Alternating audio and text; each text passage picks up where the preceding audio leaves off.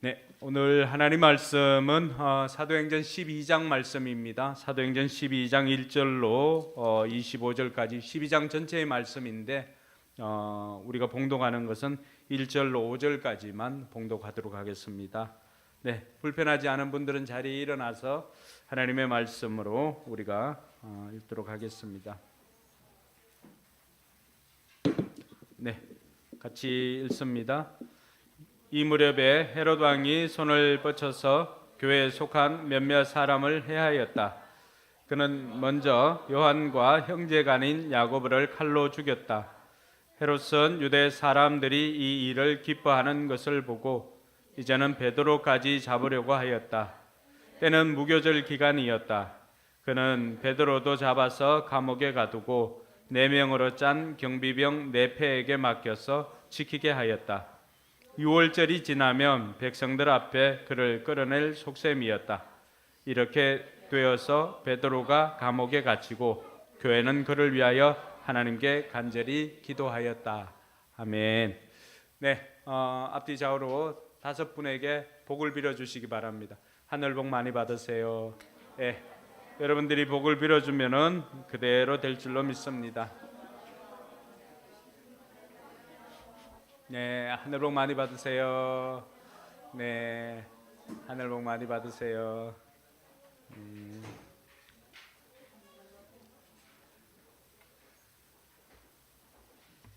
네, 우리가 이렇게 복을 빌어주어도 우리가 살다 보면은 고난을 만날 때가 있습니다. 고통을 느낄 때도 있고요. 어떤 경우에는 너무나 그 고통이 심해서 마치 사면 초가에 갇힌 것처럼 사방이 막히는 그런 상황에 부딪힐 때도 있습니다. 근데 더 안타까운 것은 그 고난이나 고통의 이유를 모를 때가 많습니다. 성경도 고통에 대해서 다 설명해 주는 것은 아닙니다. 많은 사람들이 복음을 전하다 보면은 만나게 되는 질문이 있습니다. 하나님이 살아계시다면은 튀르키예에 저렇게 지진이 나서 수많은 사람들을 죽게 하실까요? 하나님이 선하시다면, 하나님이 살아계시다면 이러한 조건을 가지고 그런 질문을 할 때가 많습니다. 그럴 때 선뜻 우리가 대답을 다 해주기가 어렵습니다. 왜냐하면 우리도 잘 모르기 때문입니다. 한 가지 우리가 생각을 해보면 하나님은 악을 만들지는 않았다는 것입니다. 그리고 성경도 그 고난이나 또 재난이나 이런 것들을 성경도 많이 이야기를 하고 있습니다. 흉년이 전 세계 기근이 될 때도 있었고요. 전 세계 지진이 날 때도 있었습니다. 근데 거기에 대해서 성경은 마땅히 거기에 대해서 왜 그렇게 되었노라고 일일이 다 설명을 해주지는 않습니다. 차원 높으신 그 우주 만물을 만드시고 또 지으시고 통치하시는 그 하나님께서 직접 우리에게 이것은 이렇다, 이것은 이렇다 다 설명하지는 않습니다. 우리가 살아보면 부모가 되었을 때도 마찬가지죠. 때로는 우리 자녀들에게 일일이 다 설명해 주지 못하는 것들도 있습니다. 그런데 시간이 지나고 우리가 그 자리에 섰을 때, 우리가 차원 높은 그 천국에 도달했을 때 때로는 우리가 지나고 나서야 깨닫는 것들도 많이 있습니다. 하나님께서 이 고통에 대한 문제를 다루실 때 그 고통이 많은 사람들이 또 많은 신학자들이 많은 철학자들이 그 고통의 이유에 대해서 찾으려고 애를 많이 씁니다. 그래서 그들이 찾았던 이유를 이렇게 살펴보면은 첫 번째는 우리의 인간들의 죄악 때문이라고 하는 것입니다. 이 땅에 일어나는 많은 재난들이 인재가 많습니다. 어제 잠깐 그 텔레비전을 보면서 그것이 알고 싶다? 예. 그것이 알고 싶다라고 하는 그 내용을 이렇게 잠깐 봤는데, 여러분 똑같이 튀르키예 지진이 일어났잖아, 그렇죠? 근데 한 지역은 사상자 한 명이 없고 집이 하나도 무너지지 않았어요. 근데 한 지역은 마치 시루떡 떡판처럼 기둥이 무너지고 다 그냥 몇 층이나 되는 건물들이 마치 그 시루떡이 이렇게 쌓아놓은 것처럼 그렇게 무너지는 것을 보았습니다. 여러분, 동일한 그 나라에서 동일한 지진이 일어났지만은 한 지역은 그렇게 해서 그 지역이 그렇게 멀거나 이렇게 하지는 않습니다. 같은 조건인데도 불구하고 어떤 곳은 하나도 손상을 입지 않고 어떤 곳은 완전히 망가지는 이런 것을 봅니다. 그래서 그것이 알고 싶다 그 상중하 그분 나와서 그런데 말입니다 하면서 이렇게 이제 리포터를 시작을 했습니다. 보니까 인간들이 죄악이 만들어 놓은 거더라고. 철근이 들어가야 할 자리에 철근이 없어요.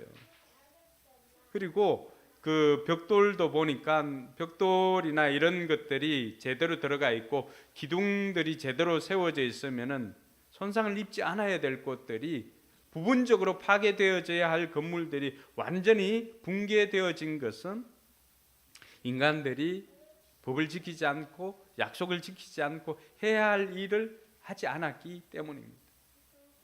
근데 한쪽 지역은 보니까 지난번 그 지진으로 인해서 먼저 경험을 하고 지진으로 인해 가지고 여러 어려움이 있었는데 그때부터 이 법대로 하는 그 시장이 지도자가 어떤 마음을 가지고 어떻게 하는가에 따라서 완전히 달라지더라고 하는 거죠.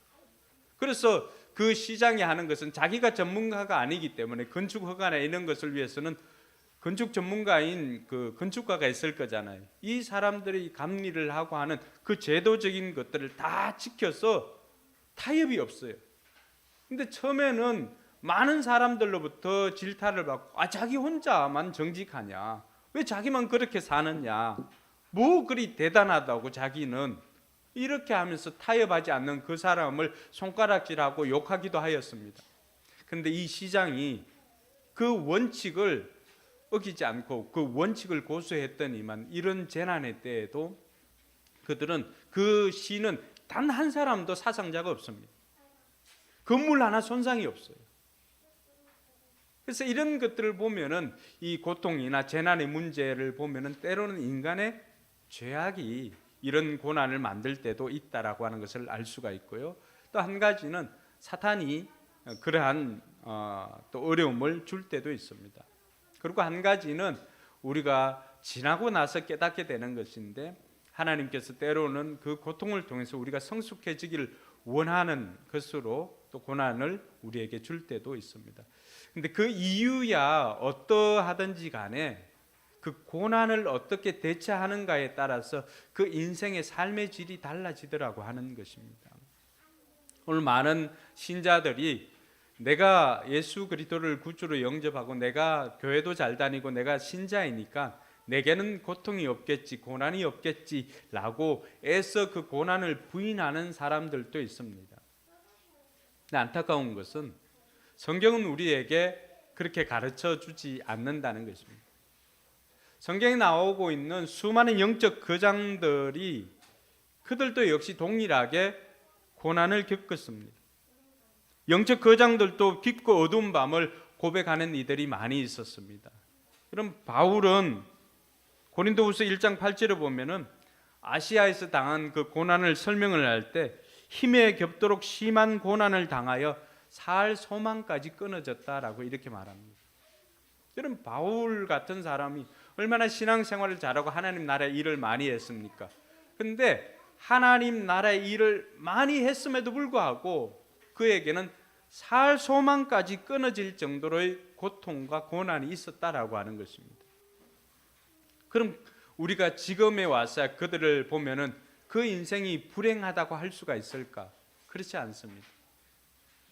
사도 바울은 자기가 자신을 행복자라고 그렇게 고백을 하고 있습니다. 뿐만 아니라 다윗도 마찬가지입니다. 다윗도 나와 사망 사이는 한 걸음 차이다. 나와 사망 차이는 한 걸음 차이다라고 하면서 또 시편에는 어떻게 고백합니까? 내가 사망의 엄청난 골짜기를 지날 때에도. 그렇게 신앙 좋고 모든 것을 가졌던 왕이라 할지라도 뭐가 있다는 거예요? 고통이 있다는 것입니다. 고난이 있다라고 하는 것입니다. 그 고난의 정도가 어떤 정도입니까? 삶의 생명이 끊어질 정도로 사망의 엄청난 골짜기라고 했으니까 쉽게 설명하면 죽을 지경일 때가 있다라고 하는 것입니다. 요나도 우리 알잖아요.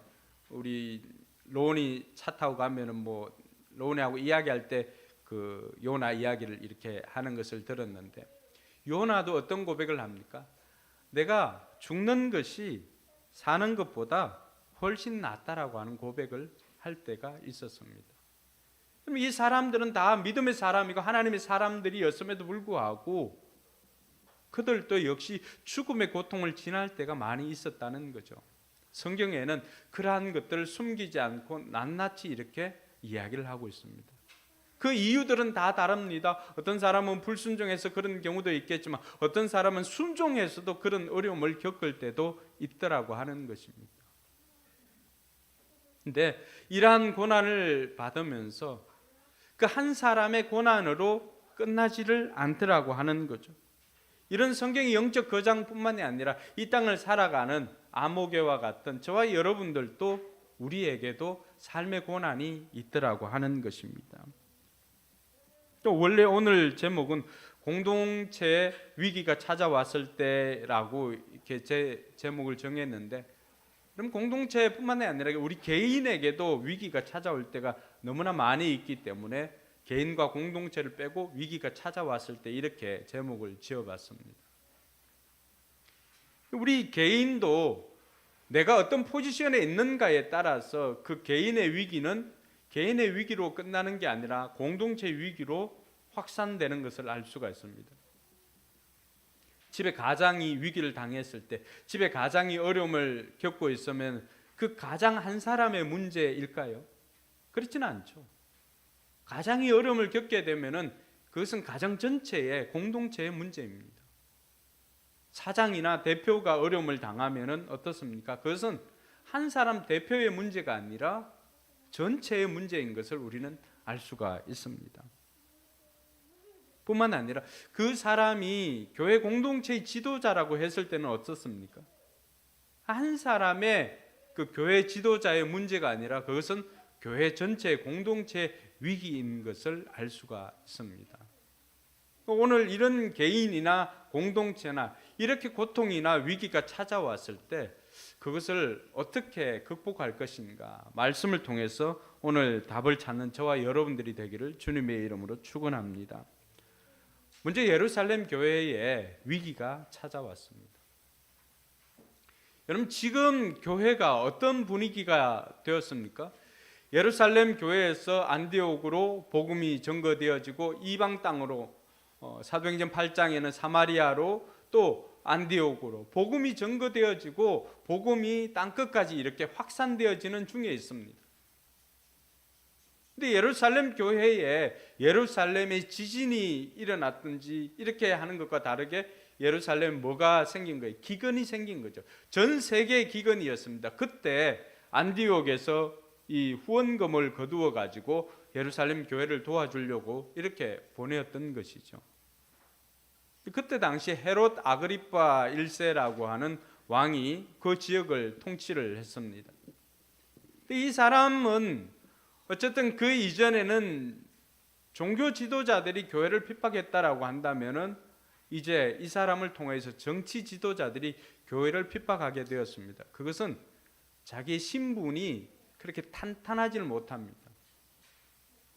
유대인들이 지지를 받지 못하면은 그 사람이 그곳에서 유대 땅에서 왕으로서의 역할을 감당하기 어려울 지경에 놓여 있기도 합니다. 왜냐하면 그 왕을 임명하는 것은 로마에서 임명을 해주기 때문에 그렇습니다.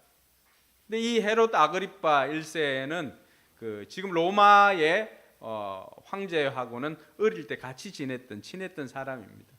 그러니까 이 사람은 로마에 환심도 없고 그 당시 자신이 통치하고 있는 그 지역의 사람들에게도 환심을 얻으려고 했습니다. 근데 그때 보니까 이런 어려움들이나 이런 것들이 있을 때 어떤 타켓을 잡으면 좋겠다고 생각을 한 거죠. 그것이 바로 교회였습니다. 그 이전에는 예루살렘 지역에 살던 사람들도 복음이 전해지고 그들이 하는 행동들을 보면서 그들이 반기기도 하였습니다. 근데 오늘 보니까 어떤 일이 생겼습니까? 이 헤롯 아그리파 1세. 그럼 헤롯 아그리파 1세는 여러분들이 알고 있는 헤롯 대왕, 그 사람이 아니고요. 헤롯 대왕의 아들 헤롯 안티파스의 아들 헤롯 아그리파. 그러니까 헤롯 대왕의 손자라고 할 수가 있죠. 근데 1절에 보니까 이 무렵에 헤롯 대왕이 손을 뻗쳐서 교회에 속한 몇 사람을 해하였다라고 이렇게 기록하고 있습니다. 그 중에 한 사람 2절에 보니까 그는 먼저 요한의 형제가 아닌 야고보를 칼로 죽였다. 여러분, 야고보가 누굽니까? 12사도 늘 베드로, 요한, 야고보 할 때 이 야고보입니다. 예수님께서 중요한 일을 할 때마다 늘 데리고 다녔던, 변화산에도 데리고 다니고 기적이 일어나는 현장들마다 12명이 다 갈 때도 있었지만 빠짐없이 갔던 사람들은 이 세 사람입니다. 그러니까 예수님의 최측근이라고 할 수가 있는 사람입니다. 그 중에 한 명 지도자였던 이 야고보를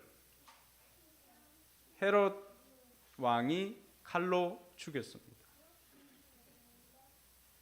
여러분, 헤롯 왕이 야고보를 칼로 죽인 것만 해도 엄청난 위기일 수가 있을 것인데, 근데 사람들이 이것을 좋아합니다.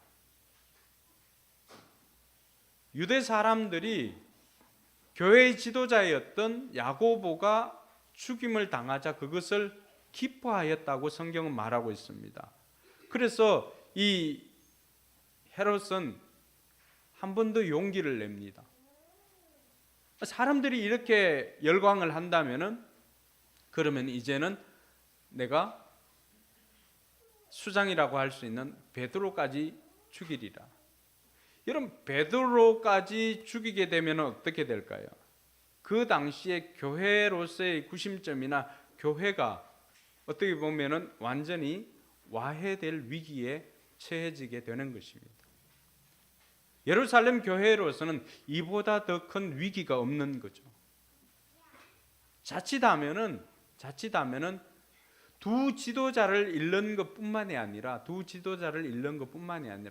교회 전체가 이 핍박 가운데 무너질 위기에 봉착해 있더라고 하는 것입니다. 이것은 이들의 잘못이 아니지요. 오늘 저와 여러분들의 인생 가운데도, 우리의 공동체 가운데도 이런 일들이 생길 수가 있습니다. 우리의 잘못이 아님에도 불구하고 타인들의 욕망 때문에 우리에게 고통이 임할 때가 있습니다. 오늘 이 예루살렘 교회 공동체는 바로 이 헤롯 왕의 그 야심 때문에 일어난 고통이라고 할 수가 있습니다. 그래서 야고보를 죽인 다음에 이제 베드로까지 죽이려고 베드로를 잡아옵니다. 그리고는 이 베드로를 잡아와 가지고 4명이서 4패라고 하니까 16명이죠. 교대로 지키는 것입니다. 4명이서 꼼짝 못하도록 시간당 이렇게 지키고, 그리고 보니까 2명이 더 있습니다. 베드로가 옥에 감옥에 갇혀서 여기 쇠사슬에 묶여 있고, 양옆으로 또 군인들이 이렇게 지키고 있고 같이 누워 있습니다. 그럼 도무지 베드로는 탈출할 방법이 없는 것입니다. 자, 이런 상황 가운데서 4명이 군인들이 돌아가면서 지키고 있죠. 그리고 이 두 사람들이 베드로와 같이 누워 있죠. 그러니까 이런 위기 상황, 꼼짝달싹할 수 없는 그런 위기 상황에 놓여 있었던 것입니다. 자, 이런 상황에서 그럼 공동체는 어떻게 되었을까요? 공동체는 지도자를 잃어버렸기 때문에, 여러분, 베드로를 바로 죽이지 않았던 것은 그때 당시 베드로를 잡아갔을 때 그때 당시가 유대인들의 명절 무교절이었기 때문에 그렇습니다. 명절날은 그들도 사형 집행을 하지를 않습니다. 사람을 죽이지를 않습니다. 그러니까 이 무교절이 지나고, 무교절이 일주일 지나는데 그 6월절 다음부터 일주일을 지키거든요. 근데 이 무교절이 지나고 나면은 베드로를 옥에서 끄집어내어 가지고 죽이려고 결단을 했던 것입니다. 그리고 그날 밤이죠. 그 전날 밤. 이제 내일이면 헤롯 왕은 백성들 앞에 베드로를 끄집어내어서 백성들이 보는 앞에서 베드로를 죽여버리고, 그럼 교회가 무너질 뿐만이 아니라 자신은 많은 사람들에게 인기를 얻어서 계속해서 유대 왕으로 통치를 하려고 그렇게 생각했던 그 밤이었습니다. 이럴 때 공동체는 뭘 선택을 했을까? 여러분 같으면 뭘 선택하겠어요? 여러 가지 대안들이 있지 않겠습니까? 헤롯에게 좀 뇌물을 이렇게 갖다 바쳐가지고 이번만큼 좀 베드로를 빼달라고 이렇게 하고 싶은 생각도 있지 않겠어요? 여러 가지 여러 아이디어들이 나왔을 것입니다.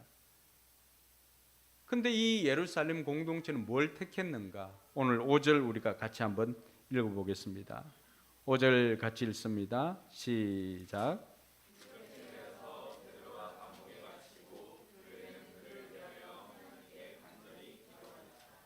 네. 공동체가 위기가 생겼을 때 공동체가 선택한 것은 바로 교회는 공동체죠. 교회는 그를 위하여 하나님께 간절히 기도하였다라고 말하고 있습니다. 여러분, 위기의 순간에 공동체가 택한 것은 모든 성도들이 함께 모여서 간절하게 기도하는 것이었습니다. 간절한 중보 기도를 택한 공동체였습니다. 여기에 보면 간절한 중보 기도라고 했을 때 그 간절한 기도는 이때 사용하는 동사가 미완료 동사입니다. 계속해서 쉬지 않고 기도하는 것입니다. 쉬지 않고 기도하는 것. 이 간절하다라고 하는 것은 목소리만 높인다고 해서 하는 간절한 기도가 아닙니다.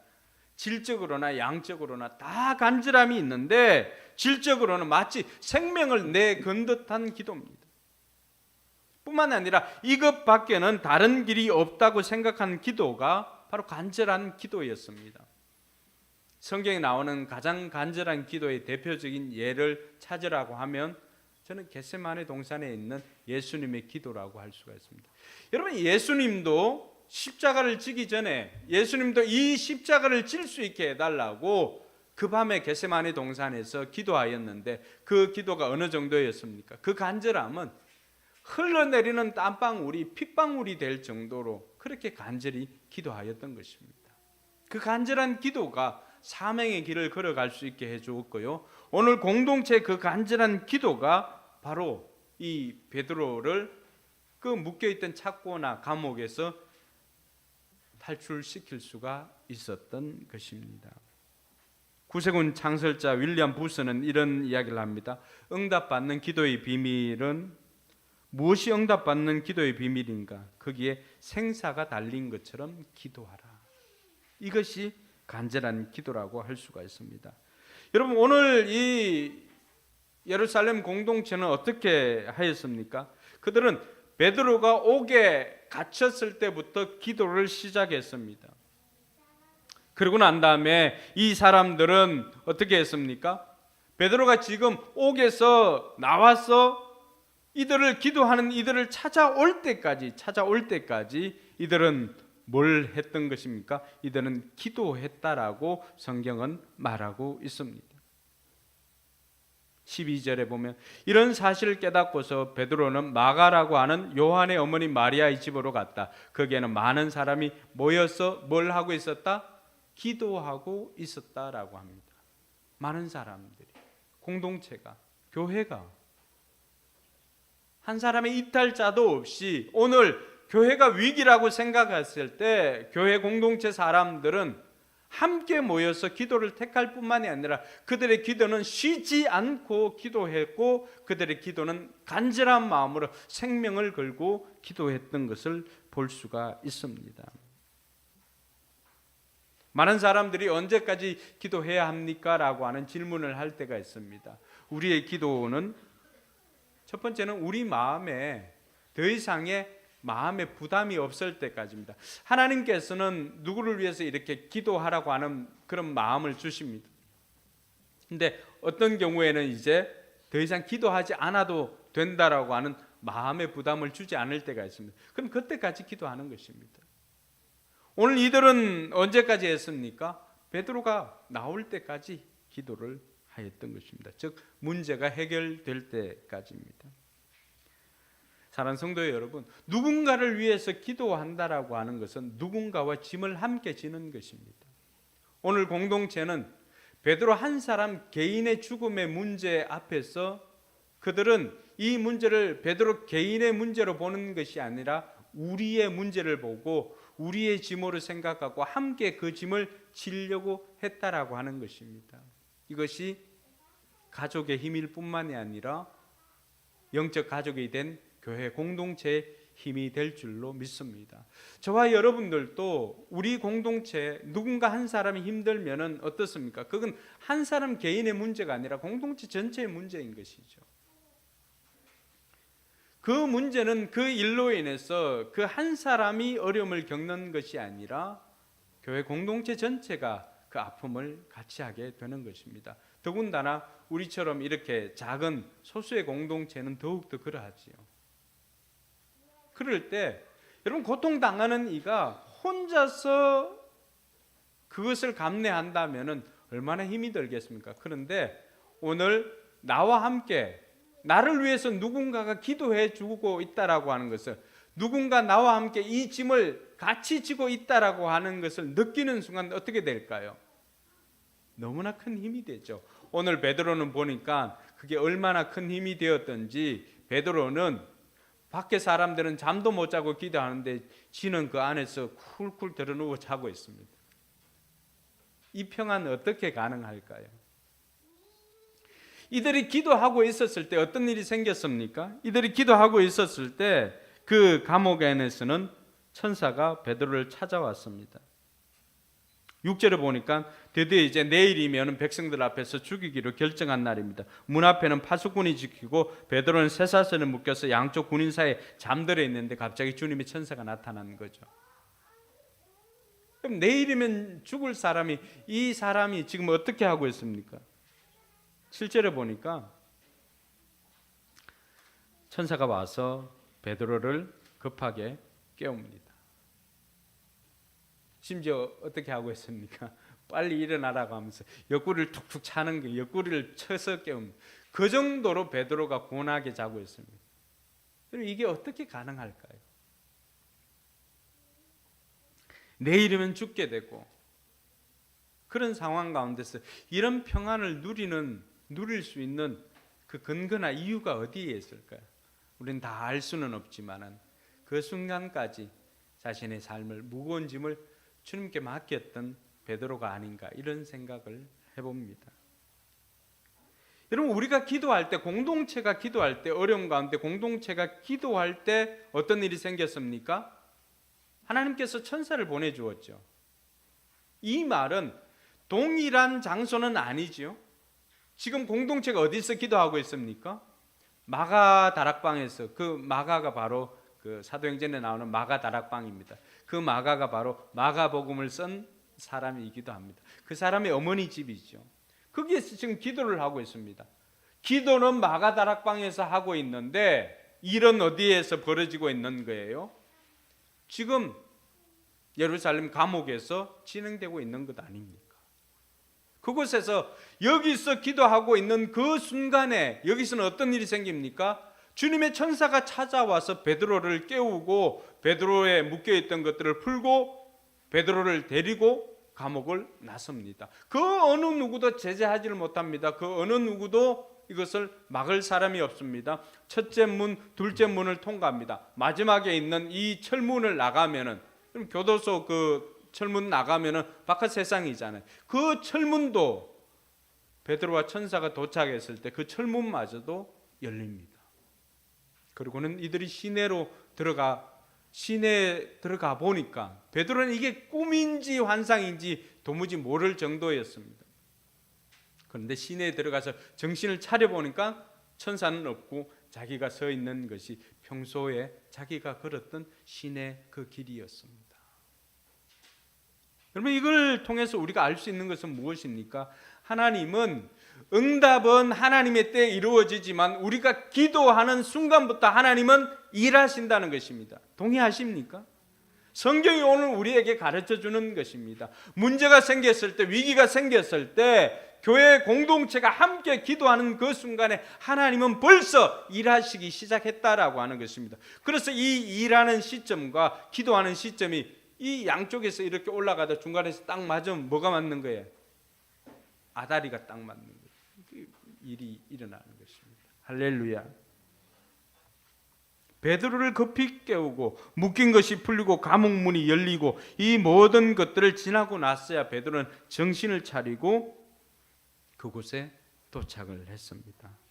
토마스 왓슨이라고 하는 설교자는 이 이야기를 그렇게 해석을 합니다. 베드로를 감옥에서 끌어낸 것은 천사의 활동이었다. 그러나 천사를 움직인 것은 교회의 간절하고 지속적인 기도였다. 할렐루야. 우리 삶에 여러 가지 문제가 있고 고통이 있고 고난이 있습니다. 그럴 때 교회 공동체가 이 문제를 가지고 기도할 때 어떤 일이 생깁니까? 하나님은 일하시고 하나님은 도울 천사를 보내주십니다. 그래서 기도야말로 영적 과학이라고 할 수가 있습니다. 많은 사람들이 우리가 믿는 신앙이 과학적이냐 아니냐 그걸 묻습니다. 과학적이다라고 하는 것은 뭐예요? 인과론이다. 원인이 있고 결과가 있는 거잖아요. 그럼 기도는 뭐냐? 기도야말로 영적인 그런 과학입니다. 우리가 기도할 때 기도하니 하나님께서 일하시더라고 하는 것입니다. 하나님께서 도울 사람을 붙여주시든지 환경을 바꾸어 주시든지 해주시는 것입니다. 그러므로 오늘 이 베드로에게 일어났던 것을 보면은 우리가 기도할 때 하나님이 일하심으로 말미암아 베드로의 묶인 것도 풀리고 옥문도 열리고 하늘문도 열린 줄 믿으시기 바랍니다. 사랑하는 성도 여러분, 공동체의 기도는 힘이 있습니다. 12절에 보면 이들은 뭐라고 말합니까? 거기에는 많은 사람이 모여서 기도하고 있었다라고 말합니다. 한 사람의 기도도 힘이 있고 강력합니다. 그러나 합심해서 기도하는 거기에는 더욱더 큰 능력이 나타나는 줄 믿으시기 바랍니다. 왜일까요? 마태복음 18장 19절과 20절에 그 이유를 설명을 해주고 있습니다. 거기 보면 내가 거듭 너희에게 말한다. 예수님께서 말씀해 주시는 것입니다. 같이 한번 읽어볼까요? 내가 진정으로 거듭 너희에게 말한다. 땅에서 너희 가운데 두 사람이 합심하여 무슨 일이든지 구하면 하늘에 계신 내 아버지께서 그들에게 이루어 주실 것이다.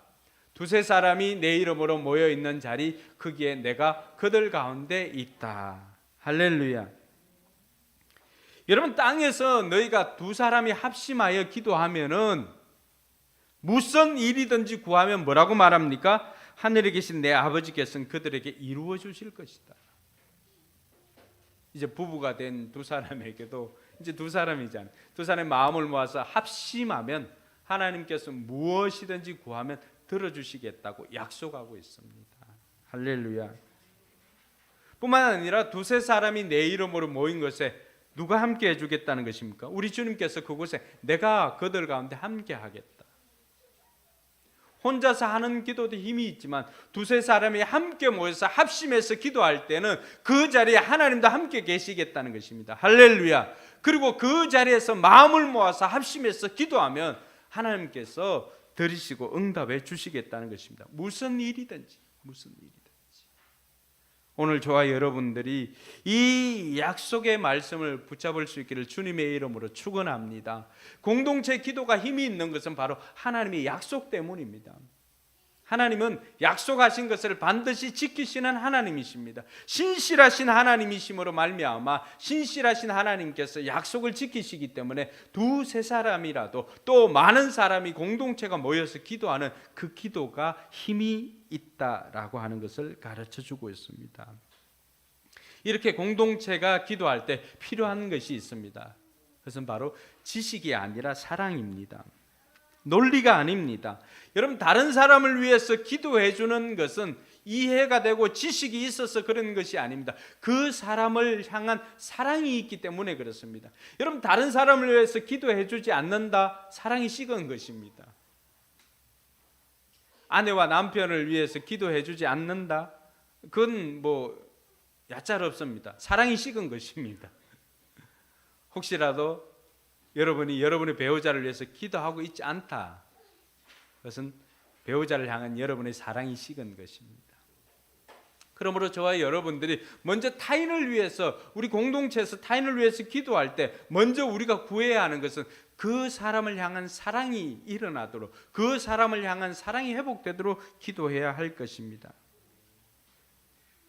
결국 그 사랑으로 말미암아서 다른 사람과 함께 짐을 지는 것입니다. 뿐만 아니라 이해가 아닌 믿음이 필요합니다. 여러분, 우리가 기도하면 하나님께서 일하신다라고 하는 이 믿음을 가지고 우리가 합심해서 중보하고 기도하는 것입니다. 이런 믿음이 없다면 우리가 어떻게 기도할 수가 있겠습니까? 기도하는 사람들에게는 내가 기도할 때 하나님께서 일하신다, 우리가 기도할 때, 교회가 기도할 때 하나님께서는 일하신다라고 하는 이 믿음으로 말미암아 기도하는 것입니다. 근데 오늘은 아이러니하게 이 공동체는 기도는 했지만 믿지는 않았습니다. 베드로가 기도하고 난 다음에 베드로가 깨어났잖아요. 풀려났잖아요. 풀려나가지고 이들이 기도하는 곳에 와서 노크를 합니다.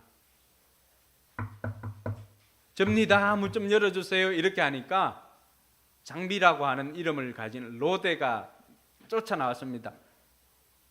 누구세요? 하니까 나야, 문 좀 열어줘. 나야, 문 좀 열어줘. 하니까 이 베드로 목소리를 아는 것입니다. 맨날 보고 하니까. 그래서 문을 열어주고 가면 좋을 건데 문도 열어주지 않고 너무 기쁘니까 어떻게 합니까? 지금 안에서 뭘 위해서 기도하고 있어요? 베드로의 석방을 위해서 기도하고 있잖아요. 그러니까 로데는 기도 응답이다 확신하고 어떻게 합니까? 문 열어주고 가야 되는데 너무 좋으니까 가가지고 베드로가 살아났습니다. 베드로가 돌아왔습니다. 베드로가 돌아왔습니다. 이렇게 하니까 기도하고 있던 사람들이 할렐루야 이렇게 하고 했을까요? 그렇게 해야 되잖아요. 그렇게 기도했으니까. 그런데 안에서 기도하는 사람들은 뭐라고 합니까? 로데야, 너 미쳤구나. 지금 베드로가 어디 있는데 베드로가 왔다는 거예요.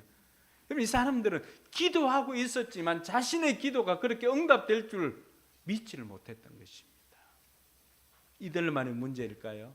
우리도 마찬가지입니다.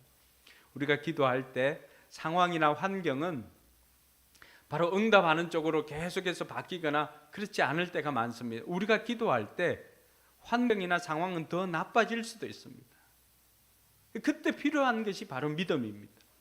오늘 로데는 자신이 기도하고 응답받았다는 것을 그렇게 확신하고 갔지만은, 그러나 그곳에서 기도하는 그 사람들은 15절에 보니까 사람들이 여종에게 네가 미쳤구나 하고 말하자 여종은 참말이라고 우겼다. 그러자 그들은 베드로의 천사일 거야 하고 말하였다. 그동안에도 밖에는 어떤 일이 생겼습니까? 16절에 보니까 그동안에 베드로가 줄곧 문을 두드리고 문 좀 열어주세요, 문 좀 열어주세요 하고 계속해서 노크를 했다라고 하는 것입니다. 그러고 난 다음에 사람들이 이제 문을 열었습니다. 그때 보니까 베드로가 밖에 서 있는 거예요. 깜짝 놀랐다는 것입니다. 그래서 베드로가 그들에게 손을 흔들고 조용히 시키고 지금까지 기도할 때 일어났던 일들을 다 이야기를 해줍니다. 그러고 난 다음에 또 다른 교회의 지도자였던 예수님의 동생이었던 야고보에게 이 일을 알려주라고 말하고는 자신은 거기에서 떠나 다른 곳으로 갑니다. 이후에 베드로의 행적은 사도행전에서 그렇게 많이 찾을 수가 없습니다. 여러분들은 기도하면서 믿음을 가지고 기도하십니까? 아니면 그냥 하니까 기도를 하고 있습니까? 오늘 이들을 통해서 우리에게 가르쳐 주는 것은 우리가 다른 사람을 위해서 교회 공동체가 기도할 때는 반드시 이 믿음을 가지고 기도해야 된다라고 하는 것을 가르쳐 주고 있습니다. 사랑하는 성도 여러분, 저와 여러분들도 우리 공동체에도 여러분 위기가 있고 또 어려움이 있습니다. 그럴 때 우리가 할 수 있는 것이 무엇일까요? 우리가 할 수 있는 가장 큰 선물과 우리가 할 수 있는 가장 강력한 힘은 함께 모여서 기도하는 것입니다. 원하기는 신혼부부들은 제외됩니다. 신혼부부는 신혼여행 가시면 되고 남아있는 분들은 내일부터라도 함께 나와서 함께 합심해서 여러분들이 그 자리에 있는 것만으로도 이미 하나님께서는 일하고 계심을 믿으시기 바랍니다. 그렇게 긴 시간이 아니라 할지라도 여러분의 마음을 하나님 앞에 토스라는 그 간절함으로 그 사람을 사랑하는 마음으로 나와서 함께 기도할 때 하나님께서 은혜 베풀어 주실 줄로 믿습니다. 그래서 내일부터 한 주간 동안은 뭐 특별히 이렇게 정한 것은 아니지만 우리 이호전 집사님 가정이 3월 15일 이전까지 아파트가 매매가 되어야 되는데 이 일을 위해서 여러분들이 마음 되시고 하는 분들은 내일부터 와서 한 주간 동안 우리가 이 일을 위해서 공동체가 함께 기도했으면 좋겠습니다. 물론 다른 일들도 있지만 우선적으로 이 일을 위해서 기도하도록 하겠습니다. 사랑하는 성도 여러분, 우리가 함께 기도할 때 하나님이 일하시고 우리가 함께 기도할 때 그 공동체의 기도를 들으시고 하나님께서는 문제를 해결해 주시는 것입니다. 그래서 저와 여러분들도 우리 공동체 위기가 생겼을 때 우리는 어떻게 할 것인가? 첫 번째는 간절하고 지속적으로 기도하는 것입니다. 오늘 이들이 했던 것이 무엇입니까? 이들은 기도 응답이 될 때까지 베드로가 나와서 이들에게 찾아와서 노크를 하고 이들을 볼 때까지 그들은 시작부터 끝까지 기도했던 사람들입니다. 오늘 저와 여러분들도 우리에게 위기가 생겼을 때 우리가 해야 될 일이 뭐라고요? 공동체가 선택한 것은 바로 기도하는 것입니다. 우리가 그 문제를 대신 어떻게 해줄 수는 없습니다. 그러나 우리가 할 수 있는 것은 그들과 함께 짐을 지는 것입니다. 그것이 바로 공동체의 기도입니다. 그러므로 저와 여러분들이 간절하고 지속적으로 기도하는 은혜가 있기를 주님의 이름으로 축원합니다. 둘째는 그 결과는 하나님의 주권에 맡기는 것입니다. 여러분 동일하게 야고보가 갇혔을 때는 이들이 어떻게 했을까요? 야고보가 갇혔을 때도 이들은 기도했을 것입니다. 근데 야고보는 죽었습니다. 근데 베드로는 살아났잖아요. 같은 제자인데도. 누구는 죽고 누구는 사느냐? 그것이 우리에게 달려 있는 것이 아니라 누구에게 달려 있다고요? 하나님께 달려 있습니다. 그런데 하나님께서는 그 결과가 우리가 당시에 보기에는 우리가 원하는 대로가 아니라 할지라도 그러나 하나님께서 이 공동체를 향한 하나님의 계획 속에 하나님의 큰 그림 속에서는 그것이 오히려 더 나은 것임을 알 수가 있게 되는 것입니다. 그러므로 저와 여러분들은 결과를 생각할 것이 아니라 우리는 결과는 하나님께 맡기고 우리는 다만 우리가 할 일을 하면 되는 것입니다. 그것이 바로 합심해서 기도하는 것입니다. 마지막으로요, 약속을 믿고 기도하는 것입니다. 오늘 이들은 비록 믿음이 없었지만은 그러나 이들이 합심해서 기도했던 것처럼 우리는 약속을 믿고 기도하는 것입니다. 두세 사람이 내 이름으로 모이는 곳에 내가 함께 하겠다. 또 두 사람이 합심해서 기도하면 듣겠다라고 하는 그 약속의 말씀을 붙잡고 우리가 같이 기도하는 것입니다. 그럴 때 하나님께서는 역사하여 주시는 것입니다. 오늘 이런 기도를 통해서 공동체는 위기를 극복하였습니다. 여러분 이 기도를 통해서 베드로가 석방이 되어지고 공동체 안으로 들어왔던 것만 문제 해결이 된 것이 아닙니다. 말씀해 보니까요 24절에 보니까 뭐라고 되어 있습니까? 하나님의 말씀이 점점 더 널리 퍼지고 믿는 사람이 많아졌다라고 합니다. 23절은 어떤 일이 생겼을까요? 즉시로 주님의 천사가 헤롯을 내리쳤다. 헤롯이 하나님께 영광을 돌리지 않았기 때문에 그는 벌레에게 먹혀서 죽고 말았다. 여러분 헤롯은 어떤 사람이었습니까? 교회를 핍박하기 위해서 교회 지도자를 죽였던 사람입니다. 그러니까 하나님께서 자신의 몸된 교회를 그 교회 지도자를 죽인 그 사람을 하나님께서 가만히 두겠습니까? 결코 그렇지 않습니다. 우리가 보기에는 잠시 형통한 것 같지만 그러나 하나님 보시기에는 그것을 기억하고 있습니다. 그리고는 헤롯에게 어떻게 합니까? 헤롯이 하나님께 영광을 돌리지 않으니까 벌레가 먹여서 헤롯을 죽게 만들어버립니다. 즉 교회를 핍박하는 그러한 대적을 없애주십니다. 뿐만 아니라 24절에는 오히려 더 이 일로 말미암아 교회 공동체가 기도하였을 때 어떤 결과가 생겼습니까? 하나님의 말씀이 점점 더 널리 퍼져서 믿는 사람이 더욱더 많아졌다라고 말합니다. 분명히 교회의 위기였습니다. 그런데 이 위기 때 공동체가 함께 기도하니까 기도했던 문제뿐만이 아니라 전체적으로 더 성장하고 성숙하고 부흥이 되었다는 것입니다. 할렐루야. 여러분, 이 고통에 대한 문제의 답이 여기에 있습니다.